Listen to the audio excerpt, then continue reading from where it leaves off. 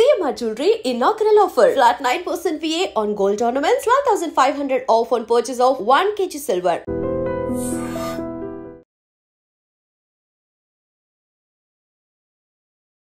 Hello నమస్తే welcome to I dream media. ఈరోజు episode మొత్తాన్ని ఒక గుడ్డే నడిపింది. ఓనర్లకు లగ్జరీ ఫుడ్గా వచ్చిన బాయిల్డ్ ఎగ్ను సంజన దొంగతనంగా తిన్నట్టు బయటపడంతో హౌస్ మొత్తం టెన్షన్ అయింది. మొదట ఎవరు తిన్నారో తెలియక కామనర్లు టెనెంట్లు ఒకరిపై ఒకరు డౌట్లు వేసుకున్నారు. చివరికి సంజనానే తిన్నానని ఒప్పుకుంది. కానీ దాన్ని కూడా మరోమారు తనదైన స్టైల్లో డ్రామాగా మార్చింది. సంజన గేమ్ ప్లే ఇప్పటి వరకు క్లియర్. కాంట్రవర్సీ క్రియేట్ చేస్తేనే ఫుటేజీ దక్కుతుంది అనిపిస్తుంది. నిన్న షాంపూ, ఈరోజు గుడ్డు, చిన్న విషయాన్ని పెద్దది చేస్తూ అందరినీ ఇరిటేట్ చేసి చివరికి సింపతి పొందేలా స్టోరీ తిప్పుతుంది. అయితే ఈ స్ట్రాటజీకి కూడా లిమిట్ ఉంది.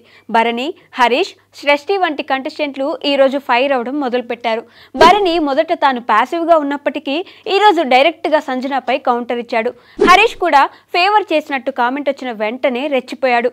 వీరిద్దరి మధ్య వాగ్వాదం ఎపిసోడ్కి మరో హైలైట్.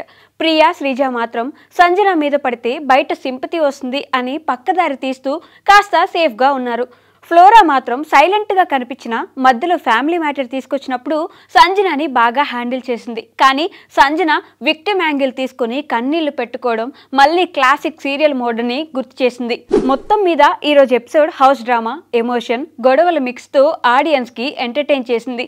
సంజన ఫుటేజీ కోసం ప్రయత్నం చేస్తున్నట్టు స్పష్టమవుతుంది. కానీ ఇది ఎంతవరకు పనిచేస్తుందో చూడాలి. మిగతా కంటెస్టెంట్లు కూడా ఆమెకి కౌంటర్ ఇచ్చేలా మూడ్లోకి వస్తున్నారు. రేపటి ఎపిసోడ్లో ఈ గుడ్డుగోల తర్వాత నామినేషన్లపై ఎవరెవరు రియాక్ట్ అవుతారో చూడాలి. మరి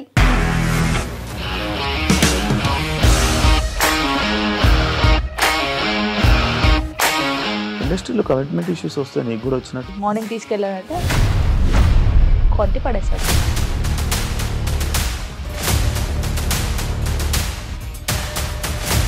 ఒక్కళ్ళు కూడా చూడలేదు ఈ సినిమా అని చెప్పడానికి కూడా చాలా ధైర్యం కావాలి. అది నిజం కదా, దాంట్లో ధైర్యం ఏంటి? ఇది నెక్స్ట్ డే ప్లేట్ మార్చేస్తే తప్పు కదా. As of now we are comfortable this అని నేను అనుకుంటున్నాను. రష్మిక గారిది మీది ఒకే ఊరు అంట కదా.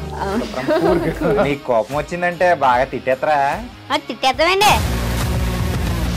నిజంగా గేమ్ ని ఎలా చేంజ్ చేయగలిగారు? ఏపీఎస్ఎఫ్సి వాళ్ళకి 6 నెలల్లో నేను 6 లక్షలు కట్టా. బిజినెస్ చేయాలనుకుంటే it is as difficult as riding a tiger.